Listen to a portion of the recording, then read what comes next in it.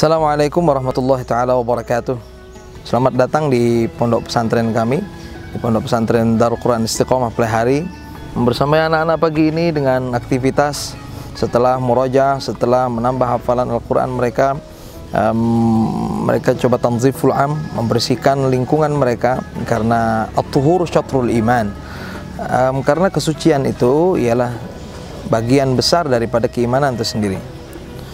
Kalau kita sering dengar an-nazafatu minal iman, maka ini sebuah qaul saja ya, sebuah perkataan saja yang mendekati makna daripada hadis, tapi ini bukan hadis. An-nazafatu minal iman artinya kebersihan sebagian daripada iman. Maka di pagi yang berbahagia ini, Allah masih memberikan keutamaan kepada kita. Mungkin ada yang nonton di malam hari, atau di pagi hari, atau di siang hari, atau di sore hari. Tapi hakikatnya sama. Allah sedang memberikan kenikmatan sehat kepada kita sekalian. Maka yang patut kita syukuri ialah bersyukur atas jasmani yang Allah berikan sehat, atas mata yang bisa melihat, lisan yang masih bisa mengecap, mulut yang bisa berbicara, telinga yang masih bisa mendengar, mata yang bisa melihat. Semua nikmat ini harusnya selalu kita aplikasikan di dalam keseriusan kita memahami bahwasanya setiap detik di dunia adalah sesuatu yang bermakna. Ad-dunya mazra'atul akhirah, karena dunia itu ialah tempat memanen nanti untuk di negeri akhirat. Hadirin rahimakumullah, ada beberapa pertanyaan yang masuk kepada kami. Ustaz, ada nggak kira-kira nih hikmah daripada COVID-19 ini untuk kita, khususnya umat muslim? Jadi saya coba menjawab ini dengan kita sambil santai ya. Jadi saya lebih senang kalau bilang setiap kejadian kullu waqi'atin bihikmatin. Semua kejadian itu pasti ada hikmah dari Allah Subhanahu wa taala. Hari ini kita lihat bersama, tidak ada lagi tempat yang digunakan untuk keramaian. Walaupun esensinya akhirnya ada masjid-masjid akhirnya ditutup, musola langgar juga ditutup untuk berkegiatan sholat tarawih, untuk tadarus Al-Quran, untuk sholat berjamaah bahkan. Tapi setidak banyaknya kita juga melihat hikmah di sana. Tempat-tempat prostitusi, tempat-tempat maksiat, bar, kafe dan lain sebagainya juga ditutup. Maka saat ini dunia sedang Allah tenangkan. Kalau memang mereka yang biasanya mencari hiburan mereka dengan berjamaah ya, jadi mereka beramai-ramai biasanya di satu tempat, di satu pub, di satu kafe, untuk menghilangkan jenuh mereka, tapi dengan cara-cara maksiat. Hari ini Allah berikan selamat mereka. Dengan cara apa? Dengan cara diberikan ketenangan, diberikan, ya walaupun mungkin di rumah juga dengan berbagai macam caranya, tapi setidak banyaknya mereka tidak berkumpul lagi. Mungkin dengan berkumpul mereka malah tambah parah dan lain sebagainya. Kemaksiatan itu Allah hentikan, dan memang untuk orang-orang yang soleh tetap berkegiatan, bukan di masjid, tapi mereka memasjidkan rumah mereka sendiri. Maka hadirin yang dirahmati Allah Subhanahu wa taala, kita teringat daripada satu firman Allah Subhanahu wa taala, "Walanabluwannakum bisyai' minal khauf wal ju' wa naqsi minal amwal wal anfus wath thamarat wa basyyiris sabirin." Mustahil kita hidup di dunia ini tidak pernah diuji sama Allah. Selama kita hidup di dunia, pasti semuanya diuji. Ada yang diuji dengan kegundahan, kalau di dalam Al-Quran redaksinya khauf, ini ketakutan, gundah gulana. Ini orang yang anak-anak yang sekolah takut, apakah saya nanti seperti apa? Apakah bisa bayar SPP-nya? Itu kata orang tuanya. Untuk yang sudah lulus sekolahnya, lulus kuliahnya, juga ketakutan bagaimana saya dapat jodohnya. Ini juga ketakutan kan? Orang-orang yang jomblo, katanya jombloan jomblowati, itu kan punya ketakutan sendiri. Padahal kalau orang sudah punya anak 5, alah gitu aja kok takut. Akeh wedok kok gitu, banyak perempuan kok, banyak laki-laki kok takut. Ya, itu bagi mereka-mereka yang sudah dapat. Tapi kan ini semua pasti diberikan rasa itu, rasa takut yang berlebihan.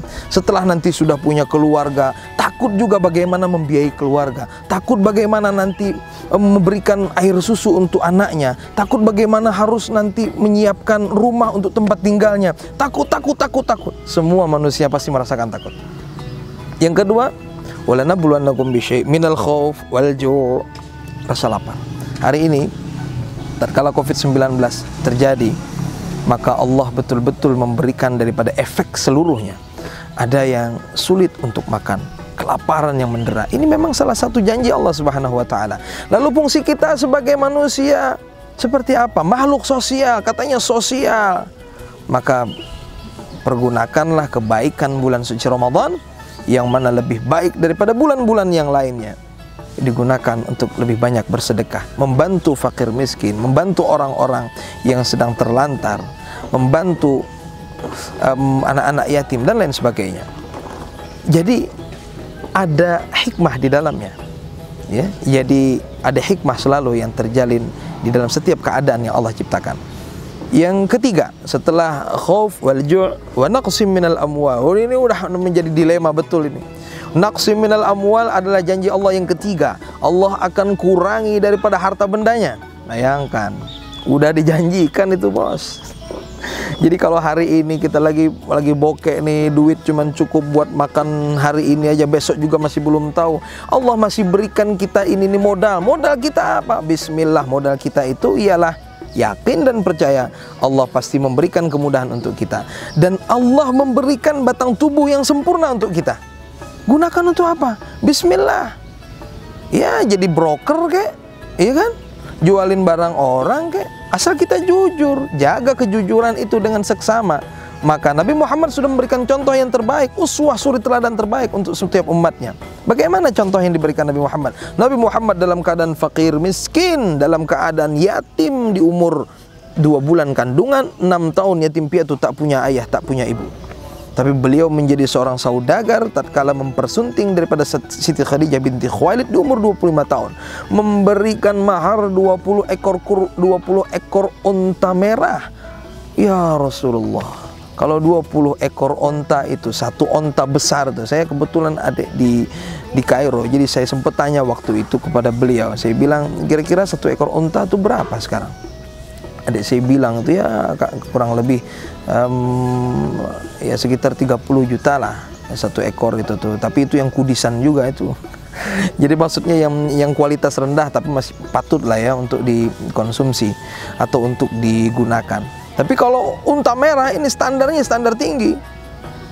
Lalu kalau kita alokasikan, kalau kita ilustrasikan saja misalnya satu ekor unta itu 100 juta, unta terbaik itu, maka kalau 20 unta, Nabi Muhammad ngasih maharnya 2 miliar. Masya Allah.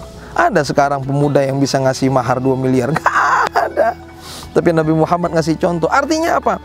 Jadikan batang tubuh kita, diri kita adalah modal utama untuk mendapatkan daripada harta yang halal dan tidak pernah berbohong serta selalu berbuat jujur. Itulah modal Nabi Muhammad SAW. Lalu saat hari ini naqsim minal amwal, dikurangi harta bendanya, jangan jadi alasan. Harus keep fighting, keep spirit, jadikan diri yang terbaik. Akhirnya apa? Nanti kita bisa menjalani, melewati segala rintangan karena berpegang teguh kepada Allah Subhanahu wa taala. Oke, poin yang keempat, setelah khauf wal ju' wa naqsim minal amwal wal anfus, Allah juga akan memberikan cobaan bagi setiap muslim, yaitu dikurangi atau diambil jiwa-jiwa yang disayangi. Saat ini kita melihat daripada wabah yang mendunia ini, sudah banyak orang-orang yang terkut daripada diambil jiwa-jiwanya oleh Allah Subhanahu wa taala. Garda terdepan daripada pelaksana di rumah sakit dan puskesmas, tenaga-tenaga medis. Tapi saat ini juga kita dikagetkan dengan banyaknya kepala daerah yang juga terjangkit daripada virus corona. Apakah ini harusnya kita bagaimana cara mengambil hikmahnya? Dalam perspektif Islam, harusnya kita harus selalu bisa mengembalikan setiap kejadian kepada Allah Subhanahu wa taala. Lalu bagaimana maksudnya? Saat umur itu tidak bisa diprediksi, saat tak ada jaminan harus tua terlebih dahulu, harus sakit terlebih dahulu. Bisa jadi kematian mendatangi orang yang muda, orang yang sudah tua, bisa jadi yang masih segar, masih sehat, tapi bisa juga yang sakit. Ini tidak ada jaminan lagi. Maka untuk mengingatkan kepada kita, hari ini Allah titipkan kepada jasmani kita sebuah kesehatan, maka hakikatnya Allah sedang menuntut kepada kita untuk banyak melakukan amal perbuatan dalam kebaikan. Yang kelima, Wa naqsim minal amwal wal anfusi was samarat. Yang kelima yaitu Allah akan kurangi daripada nikmat buah-buahan. Dulu saya agak sedikit riskan ya, agak sedikit muskil juga tatkala bagaimana cara Allah nanti mengurangi daripada nikmat-nikmat buah. Hari ini tatkala terbiasa bulan Ramadan ada acara buka bersama. Saya kebetulan punya keluarga yang dia jualan buah. Jadi dia bilang, tahun ini Ustaz, jualan buah susahnya setengah mati. Tidak seperti tahun-tahun sebelumnya. Orang biasanya ngadakan buka bersama, itu pasti ada buah-buahan yang beraneka ragam, macam-macam. Akhirnya orang yang nggak biasa atau susah untuk beli apa macam, datang ke satu acara untuk buka bersama. Ini diberikan buah-buahan, ada kurma, ada semangka, ada timun suri, apa macam lain sebagainya.